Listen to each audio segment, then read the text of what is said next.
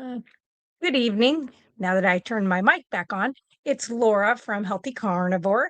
I am coming to you on a very, very blistering cold Monday, December 29th, 2025. It was 12 degrees this morning with wind, gust, and some of it sustaining at like 40 miles per hour, which is why the hair is in a ponytail because I was not going out to see patients with my hair all up in my face. So it worked out fine, and it was a good day. So, um, I'm gonna go over my backstory a little bit for those who don't know it. The rest of you are probably sick of hearing it. So maybe you'll have something else to do for a minute. But I just go over that I've been in this lifestyle of ketogenic eating since 1991. I started out 313 pounds. I had a horrible doctor. Thank God I did, who pushed me, wanted to push me on statins. I refused to do so. And I went out and started digging up and researching how our bodies work and how the food we put in is our fuel. And went from there and lost 153 pounds in 9 months. Got my triglycerides down to 33 from over 1,000. Don't know how high they were. The meter just went to 1,000. So I'm sure it was much higher than that. I think the meter, I have somebody whose triglycerides when they first started working with me were like 1,900, so they must go up to 2,000 now, and I'm sure mine was there. So anyway, so that's just a snippet of how I started this. I then went to nursing school after being keto, which is how I started out, and did that for 28 years. Went into nursing school, kind of knowing that a lot of what I was being taught was absolute garbage, and just to regurgitate that when it came time for test, and then do the right thing for the people as though they were your own family. And then you don't shortcut people's care when you treat them like they were your family. I guess that's if you like your family. I don't know. Anyway, so I'm going to go over tonight's talk, and this is over one of my most favorite organs in the body, not on the body, in the body. So I will go over that. First, I'm going to jump on here real quick and just see who's here really quickly, as soon as I can get my mouse to work. All right, Brandy, hi. Or Brenda, how are you doing? Tara, good afternoon, good evening. Dawn, you're here. Nice to see you. Karen, hopefully everything's going good with you. Wendy says, hello, Laura from Nova Scotia. Yay! I was just thinking about you yesterday. I was like, I wonder how Clarence is doing. So that is wonderful. He is doing good. Yay. Now, I have not used your names, but I talked to somebody the other day who lives in London, Canada, and we discussed how that MAID system is set up. And I said, my state of Illinois, JB Pritzker just signed into law something very similar, whether you have depression, whatever your issue is, that they will now assist you in suicide versus let's try to get you better and fix anything that we can. So, yeah. Let's see. Hey, Thomas is here. Good. I'm glad you stopped by and said hi. Dawn says you can always hear my story again. Okay, well that's good. I'm sure like I get sick of hearing it. So like every time I do an interview, I'm like, oh, I have to say it again.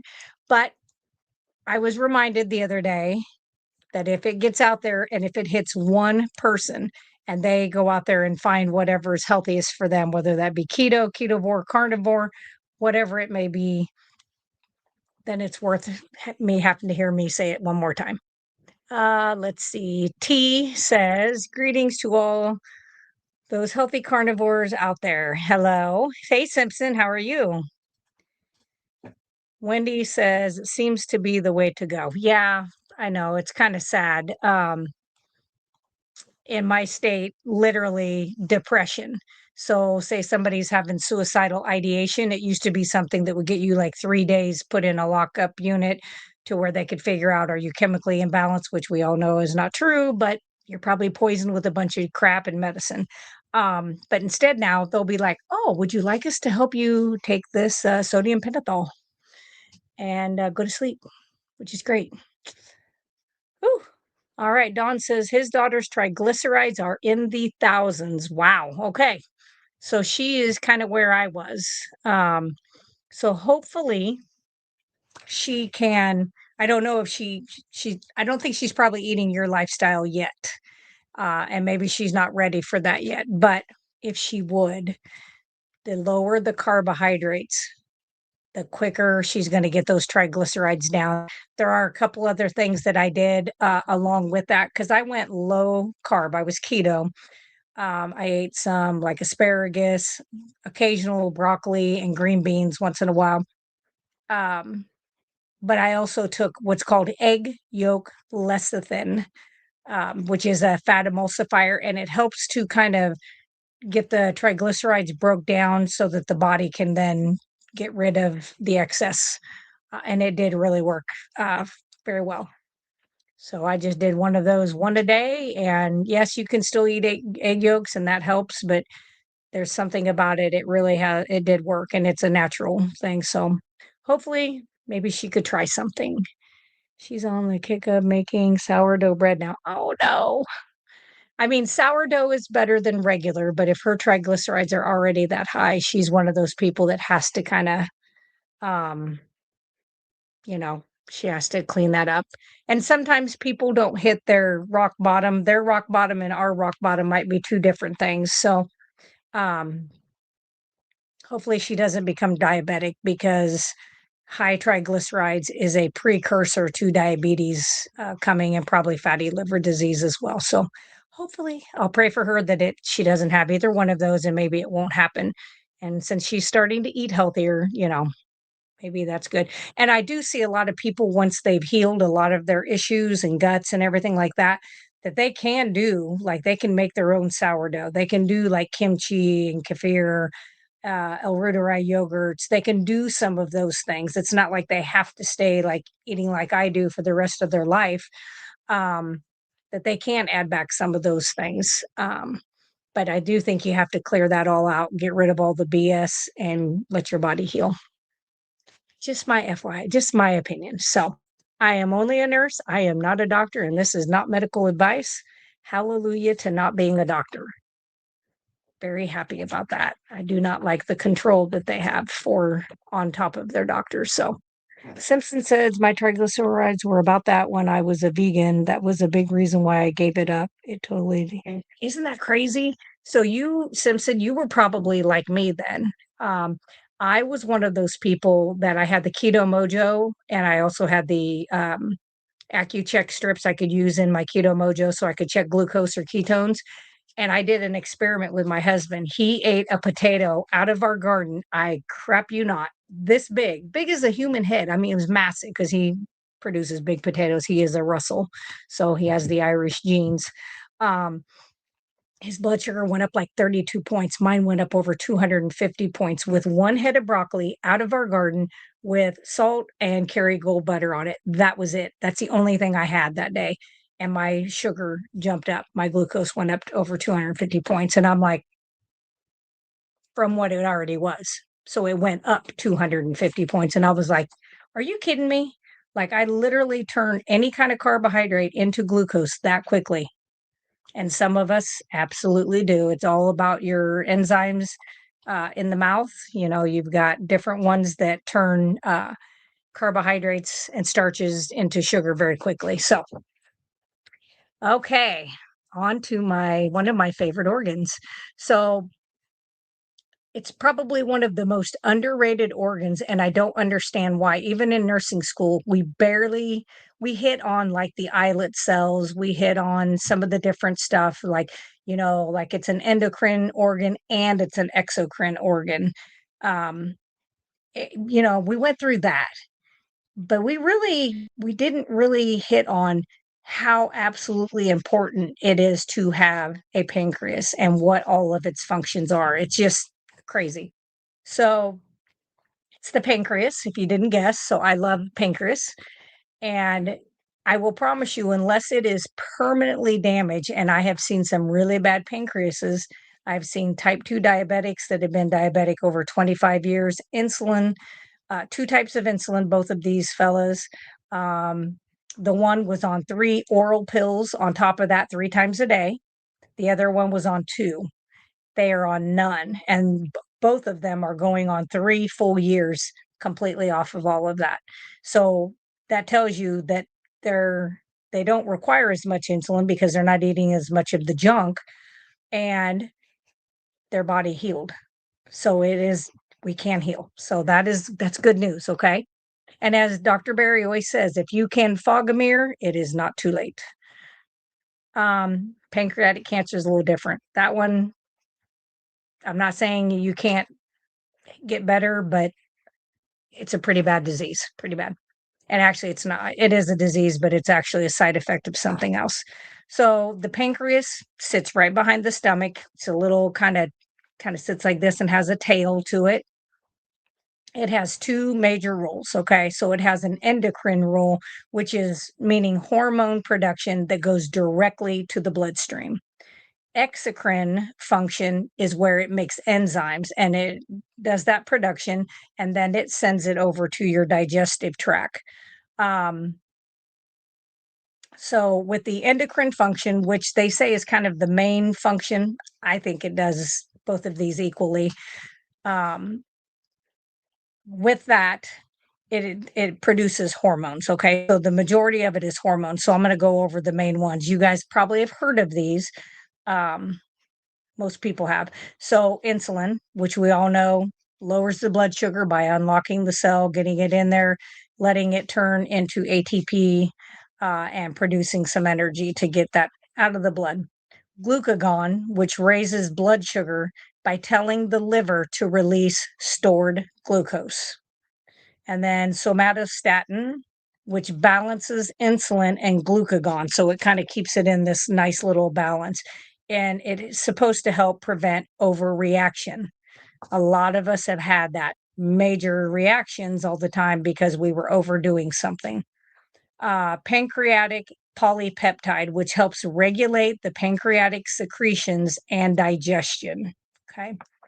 So, another endocrine thing that it does is the blood sugar regulation. So that's probably the one that most of us hear about, which is where the system is trying to keep your blood sugar balanced day and night. It's a 24-hour cycle that it's doing its thing. If this part of the pancreas fails, which is in the islet cells, if that is damaged, if you have something happen there, or you continually bombard your body and become insulin resistant, this is where you can start seeing some troubles with the tail.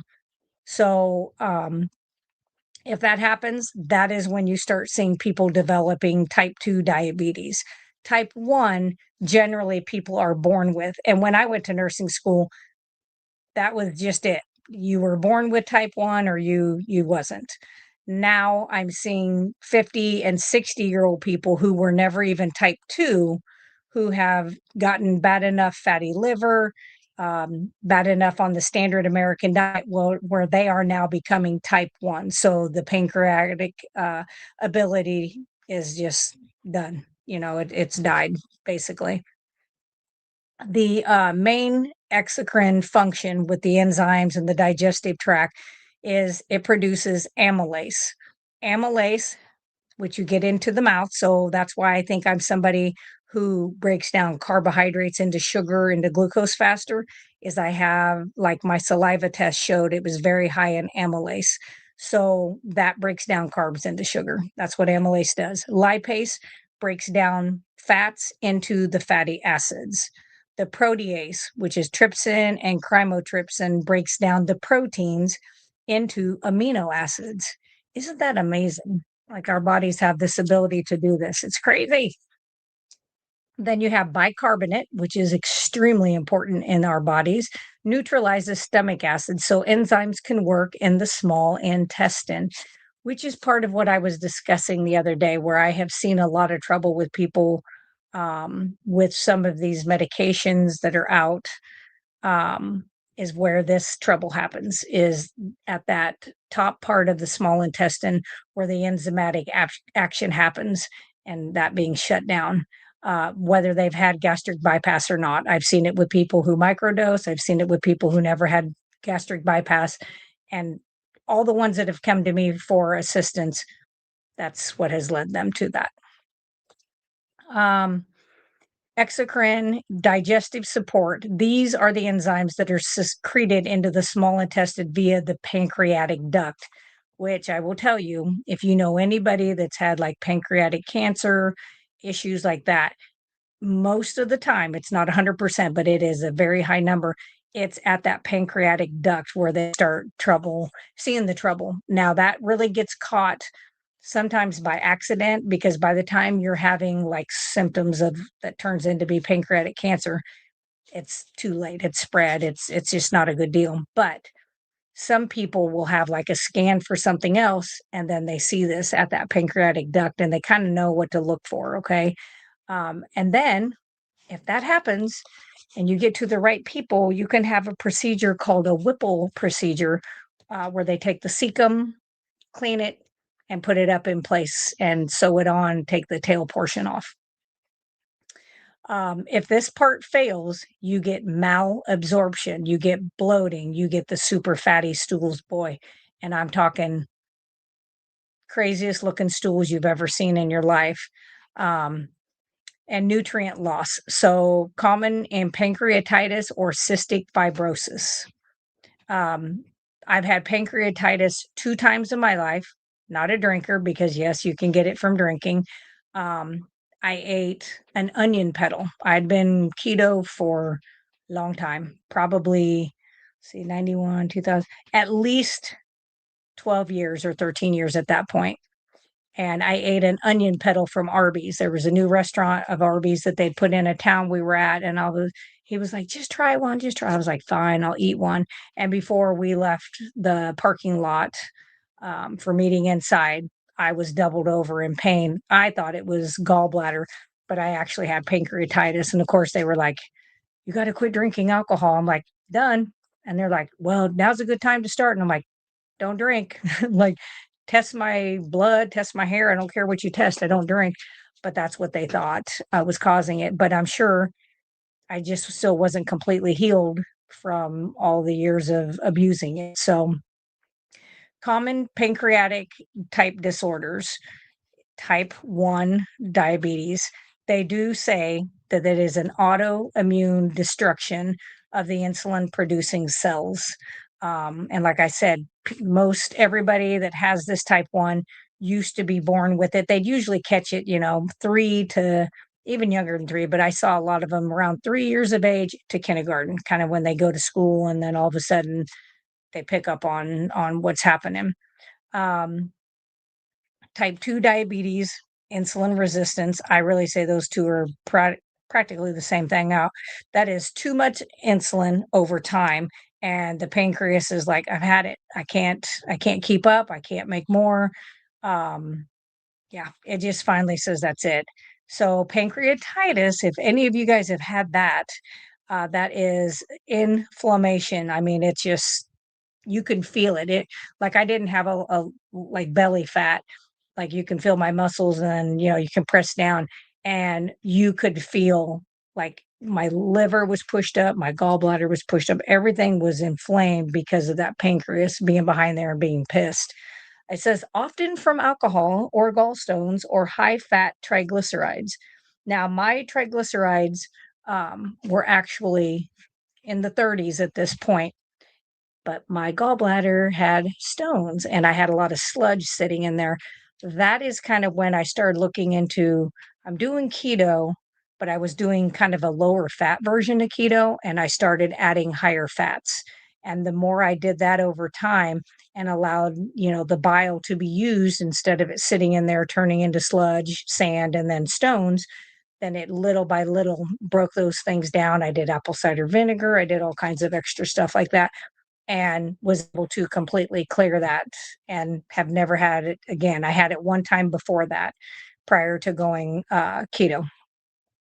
Pancreatic insufficiency is just where not enough digestive enzymes and you have poor absorption. In the last year and a half, the number of diagnosed codes for pancreatic insufficiency and gastroparesis has went up 50% in the age group of 18 to 34. So something's going on. I'll leave that one alone. But another thing that we're seeing, and we've seen it a lot, we in our area, we've had quite a few very young, under the age of 35, although I do think, yeah, he maybe has just turned 35, one of the people, pancreatic cancer, very serious, affects, it can affect either the endocrine or the exocrine portion of the, pancreas, but it generally hits that one, that creates the insulin. So, how eating a ketogenic lifestyle or a carnivore lifestyle helps the pancreas. So, it lowers the demand for insulin. It is, the less carbohydrates equal less blood sugar spikes, which equals less insulin needed. And this allows those beta cells, which are the insulin producing cells, to rest and recover. Another thing that it does is it reduces inflammation, which I think everybody here could be like, yeah, it absolutely does do that. Removing processed carbs, seed oils, and sugars, which are very inflammatory, may reduce the risk of reoccurrence of pancreatitis. I can tell you that. Never had one since then. And, I can remember the ER doctor at that hospital down there, which I would later work at.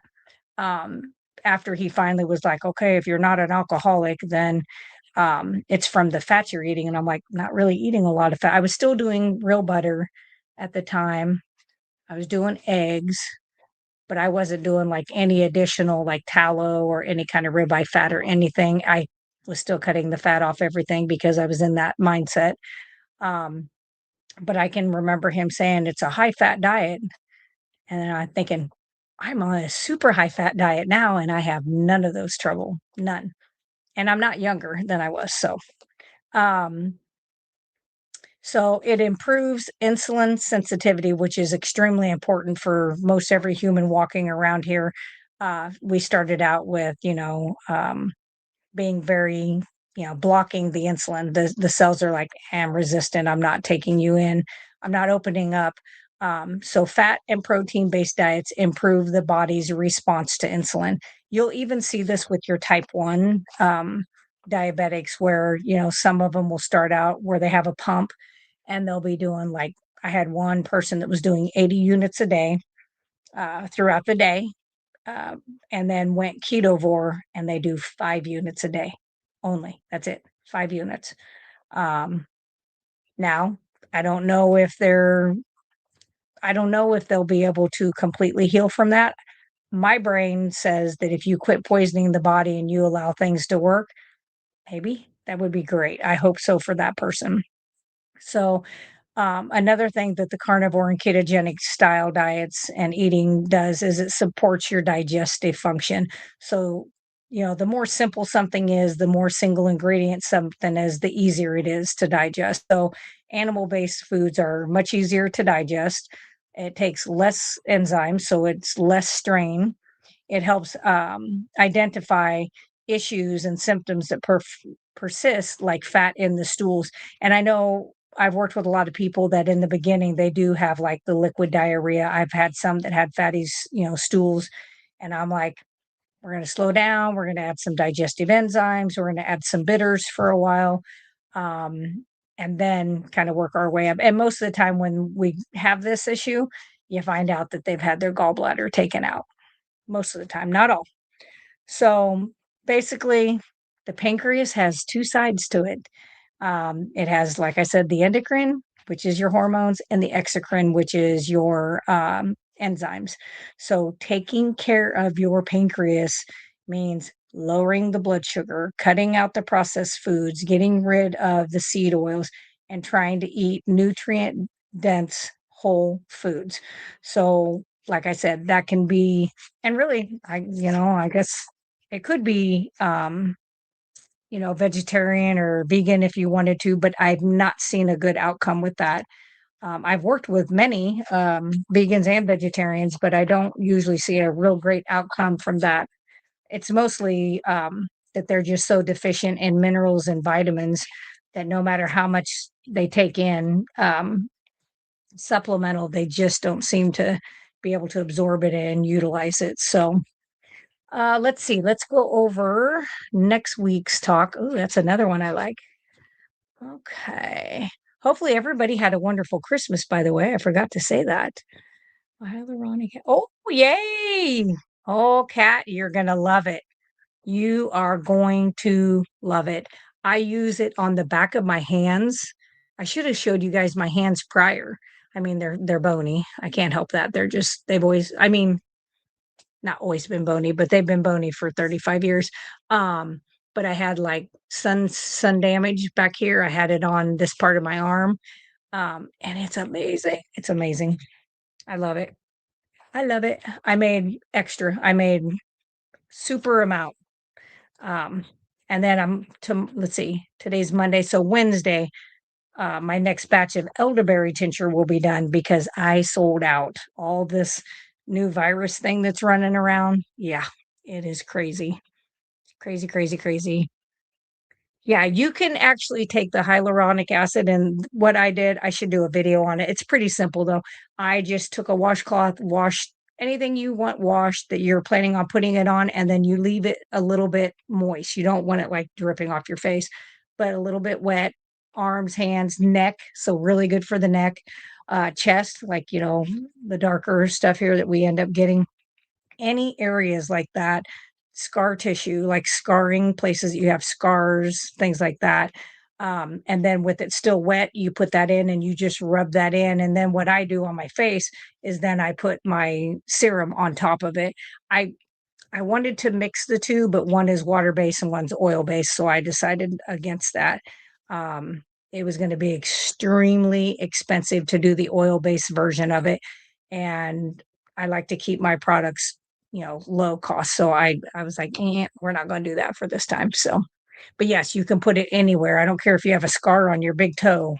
It can help with that. And then putting like if you have tallow, anything like that, castor oil, putting it behind that also helps because that pushes it in even further because, that's a deep penetrating oil. So, okay. So, next week's talk, what we're going to go over is iodine. So, we will be discussing um, what I think is one of the most underrated nutrients that most of us are deficient in. And this is the crazy thing. So, my daughter was told that she was allergic to iodine. And I'm like, that doesn't make sense to me because it's in your I was like, "Are you sure?" And they're like, "Oh, absolutely." And I'm like, "Okay." Now she is allergic to betadine, which is iodine with like chlorhexidine or another it's got other additives into it. And so when they would use that, she would always have a reaction. But I don't think it would be the same. And I have worked with a client who was told the same thing is that they were allergic to iodine and they take Lugol's iodine every day and they have no reactions. So I do suggest that you do some testing to make sure that you don't have that. And I won't go into it, but I was looking at it and I was like, oh, yeah, something that I had as a 20-year-old that led to a lot of surgeries. I maybe wouldn't have had to have had I known that I was deficient in iodine and I could have taken it and maybe prevented that. So, yeah, let's see. Yay. Oh, hey, how are you doing? She's like, yay, caught you on a live. That is true. You did. Good for you. Good to see you here. Um, let's see. Kat says, good to know the backs of my hands look awful. I'm not kidding you. I wish I had taken a picture of it. I think I probably have some pictures where I'm like doing something like that and you can see it, but it literally is like, I don't even know what to describe, like the feel of it. There used to be a lotion back in the day. I wish I could remember the name of it.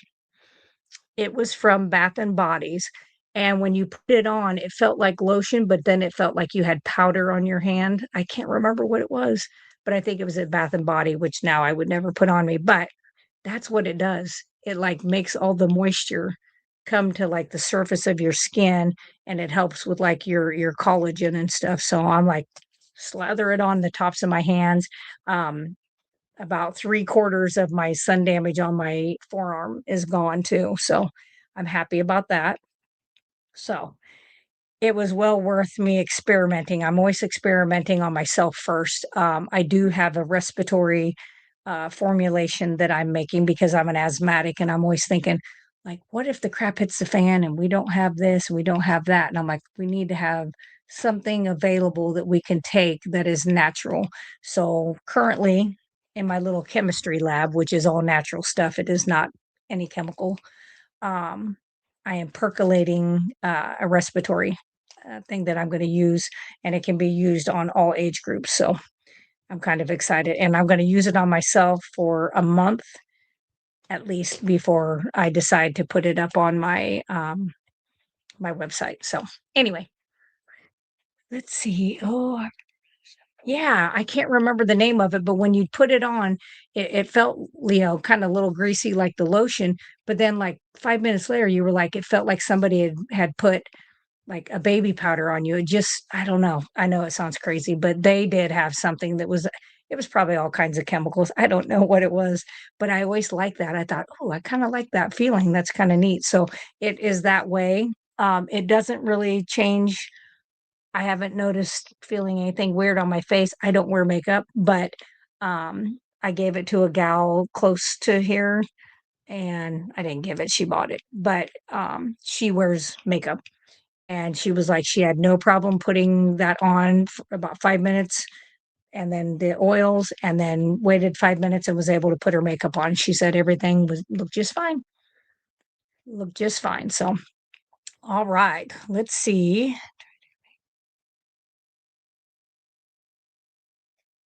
Well, thank you, Simpson. She says she's gonna come back. She says, it'll be interesting to hear next week's talk. So yeah, hopefully you guys enjoy it. I have had a lot of people reach out and give me ideas of things they want to talk about and go over. So I continue to do every day. I do about an hour to 2 hours of researching this stuff and trying to bring as much information without it's not medical advice to people because we got to keep ourselves healthy. The main goal in my life is to keep people away from the medical system if you can. And if you get in the medical system, make sure that you are your own advocate or you have somebody who is an advocate for you because the people at the bedside, not all, I shouldn't say it that way. A lot of the people at the bedside have lost their way or were never trained to be advocates and it's kind of fallen away. So you either have to be your own or you have to have a family member with you or somebody that can advocate for you. That is my main thing. So Courage says, "Hi, sorry I'm late. Guess what I found? It's either a late Christmas present or early New Year's. I found a bar of tallow shampoo bar that I forgot I had." Hey, that's excellent. I sent out like I don't know how many packages this morning, but I sent out the biggest package of stuff I've done. It was like 8 body soaps, no scent body soap, a shampoo, tooth powders, like 2 of the like in the little round thing, and then refills to go with that. What else? I don't know, but it was a huge package. Cost $12.40 to send it out. I was like, "Oh, there went my shipping." But anyway, that's okay. We're getting the good stuff out there for people, so that's good. I'm glad you found a bar of tallow shampoo. That is like Christmas again. It's kinda like finding a $5 bill in your coat pocket. Well, now it'd be nicer if you found a 20 because 5 won't buy you much, so anyway, you guys have a great evening. Thank you for watching. If you found anything in this that you think you could send to a friend, please share that out. Like and subscribe. And if you hit the bell, sometimes it tells you I'm here and sometimes it does not. I don't know why it does that. Um, so, anyway, let me see. I want to look, I don't want to leave anybody's comments. Keeping myself away from the medical labyrinth is key currently. Yes. And hopefully your friend the hospice thing is going well for him. I mean, um, and he's very, very lucky to have a friend that's willing to help him go through what he's having to go through. So, all right, you guys have a wonderful evening. I will see you guys next Monday. And as I always say, meet, heat, eat, and repeat. See ya.